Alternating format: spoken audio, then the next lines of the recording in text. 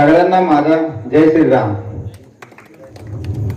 मी भैया साहेबांना पाठिंबा दिला. आपल्या आयुष्यात हजारो लाखो माणसं येतात, परंतु ती हजारो माणसं त्या एका व्यक्तीची उणीव कधीच भरून काढू शकत नाही जे आपल्याला सोडून गेले आहे. आणि अशाच हजारो व्यक्तींमधील एकमेव व्यक्ती म्हणजे the real and only king of Jalna, स्वर्गवासी गजानन गजूभाऊ तोर. होय, ते म्हणतात ना, शरीर मरता हे पण नाव मरत नाही. म्हणजेच शरीर मरतं परंतु व्यक्तीचं नाव हे कायमस्वरूपी राहतं.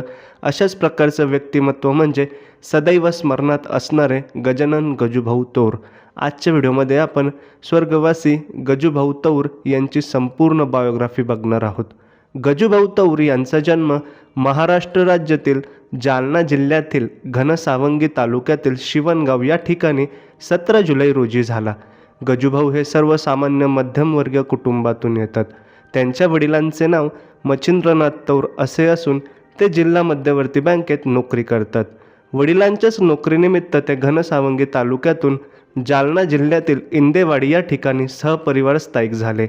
गजूभाऊ यांनी आपलं संपूर्ण शालेय व महाविद्यालयीन शिक्षण जालन्यातूनच पूर्ण केलं. कॉलेजमध्ये असतानाच गजूभाऊंना मित्र बनवण्याची आवड निर्माण झाली. 2011 सालापासून त्यांनी सक्रिय सामाजिक कार्यात भाग घेण्यास सुरुवात केली. त्यांच्या चेहऱ्यावरचं तेज व डॅशिंग पर्सनॅलिटी संपूर्ण जालन्यातील तरुणाईचा केंद्रबिंदू ठरली होती. 2015 साली गजूभाऊ तौर यांनी हॉटेल क्षेत्रात पदार्पण केलं. 2015 साली त्यांनी तुळजाई नावाचं स्वतःचं हॉटेल सुरू केलं. संपूर्ण जालना जिल्ह्यात गजूभाऊ तौर यांची क्रेज 5Gच्या स्पीडपेक्षा जास्त फास्ट वाढत चालली होती. कोणत्या वेळी कुठला निर्णय घ्यायचा, कुठं बोलायचं, कुठं शांत राहायचं, या सर्व गोष्टींमध्ये गजूभाऊ तौर हे अत्यंत मास्टर माइंड होते. त्यामुळेच सर्वांच्या हृदयाच्या आणि काळजाच्या जवळ ते होते. म्हणूनच जालना जिल्ह्यातील युवा तरुण पिढीने त्यांना किंग ऑफ जालना अशी पदवी दिली होती. गजूभाऊ तौर यांचा सर्व जाती धर्मातील लोकांसोबत जिव्हाळा होता. तसेच ते कट्टर हिंदुत्ववादी विचारसरणीचे देखील होते.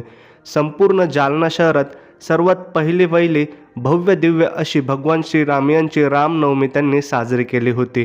त्यांचं संपूर्ण महाराष्ट्रभर त्या उत्सवातून नाव झाले होतं. तसेच प्रभू श्री रामचंद्र यांच्या मंदिराचं भूमिपूजन झाल्यावर दर्शनाला देखील गजूभाऊ जाऊन आले होते. गजूभाऊ तौर यांच्या चेहऱ्यावर प्रचंड तेज होतं. तसेच त्यांचा डॅशिंग स्वभाव आणि निखळ स्मित हास्य बघून सर्व तरुणाई अक्षरशः त्यांच्या प्रेमात पडत असे. गजूभाऊ तौर यांनी आपली लग्नगाठ 13 मे 2022 रोजी बांधली आणि त्यांना एक लहान आणि गोंडस मुलगी देखील आहे. गजूभाऊ श्रीरामांचे फार मोठे भक्त होते. याचा परिचय यावरूनच येतो की त्यांनी आपल्या एकुलत्या एक गोंडस कन्येचं नाव अयोध्या ठेवलं होतं. यावरूनच गजूभाऊ श्रीरामांचे किती मोठे भक्त आहे आपणास कळाले. आपल्या लाडक्या मुलीचं नावच त्यांनी अयोध्या असं ठेवलं होतं.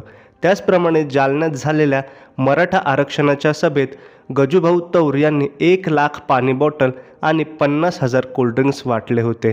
तसेच गरजू व हातावरील लोकांना घरपोहोच फराळ व शाळेतील विद्यार्थ्यांना मोफत दप्तर, शालेय साहित्यांचं वाटप त्यांनी केलं होतं. गजूभाऊ यांचं त्यांच्या मित्रांवर अत्यंत निस्वार्थ प्रेम होतं. गजूभाऊ तौर यांच्या निस्वार्थ मैत्रीचा परिचय आपल्याला ह्या एका प्रसंगातूनच येतो. तसेच व्यसन करणाऱ्या मित्रांसाठी त्यांनी नेहमीच चांगला मार्ग दाखवण्याचा प्रयत्न केला. तो प्रसंग म्हणजे 28 जानेवारी 2020 रोजी गजूभाऊ तौर यांचा अत्यंत जवळचा जिव्हाळ्याचा बालमित्र कैलासवासी गोपालदादा खंडेकर यांचं अपघातात निधन झालं. त्या दिवसापासून त्यांनी सर्व मित्रांना सांगितलं होतं की कोणीही दारू पिऊ नका. दारू पिऊन भांडण तंटा करणाऱ्यासोबत मी कधीही येणार नाही किंवा त्यांच्या भांडणात पडणार नाही. तसेच ड्रिंक करून कधीही जोरात 2 व्हीलर अथवा 4 व्हीलर चालवत जाऊ नका. असं करताना मला दिसले तर गाठ माझ्याशी आहे, लक्षात ठेवा. कोणालाही कोर्ट, लग्न, हॉस्पिटलसाठी 50,000 रुपये लागले तर मी उपलब्ध करून देईल असं त्यांनी अगदी जाहीर केलं होतं. यावरूनच मैत्रीच्या दुरेतील अभेद्य ध्रुव तारा म्हणजेच आपले सर्वांचे लाडके गजूभाऊ तौर होय. गजूभाऊ तौर हे शिवसेना माजी आमदार, माजी मंत्री अर्जुनभाऊ खोतकर यांचे अत्यंत जवळचे समर्थक होते. अर्जुन खोतकर साहेब यांच्या वाढदिवसाच्या दिवशी गजूभाऊ तौर यांनी जे सेलिब्रेशन केलं होतं, तसेच त्यांना ज्या पद्धतीने JCBच्या साहाय्याने हार घातला होता, याची चर्चा संपूर्ण महाराष्ट्र राज्यात झाली होती.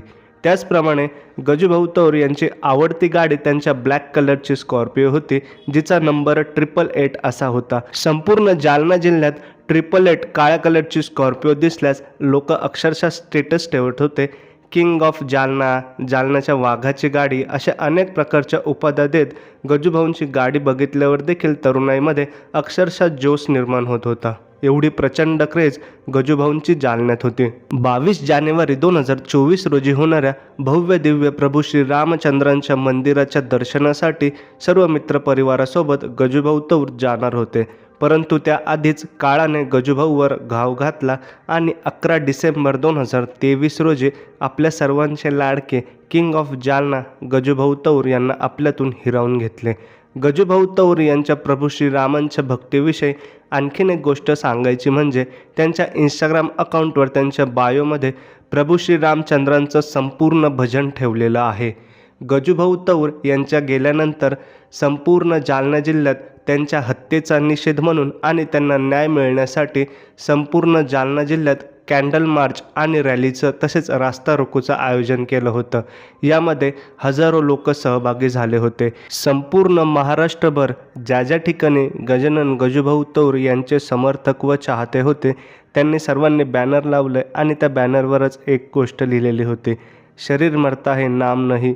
आणि त्याचप्रमाणे ज्यावेळेस त्यांच्या हत्येच्या निषेधार्थ जो मोर्चा काढण्यात आला होता त्या मोर्चामध्ये देखील गजूभाऊ तुम अमर रहो आणि जब तक सूरज चांद रहेगा गजूभाऊ का नाम रहेगा अशा प्रकारच्या घोषणा आपल्याला ऐकायला भेटल्या. यावरूनच गजूभाऊ तौर यांच्या प्रसिद्धीची आणि तरुणाईमध्ये असलेल्या क्रेजची आपल्या सगळ्यांना ओळख होते. अत्यंत सर्वसाधारण सर्वसामान्य घरातून येऊन संपूर्ण जालना जिल्ह्यात प्रत्येक तालुक्याच्या कानाकोपऱ्यात आपल्या नावाचा जम गजूभाऊंनी बसवला होता आणि निर्माण केला होता. गजानन भाऊ हे सदैव आठवणीत राहतीलच.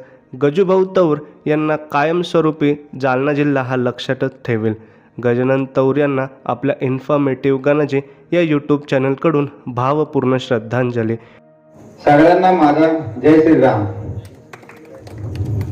मी भैयासाहेबांना पाठिंबा दिला आणि या सराटे वजर गावात आलो.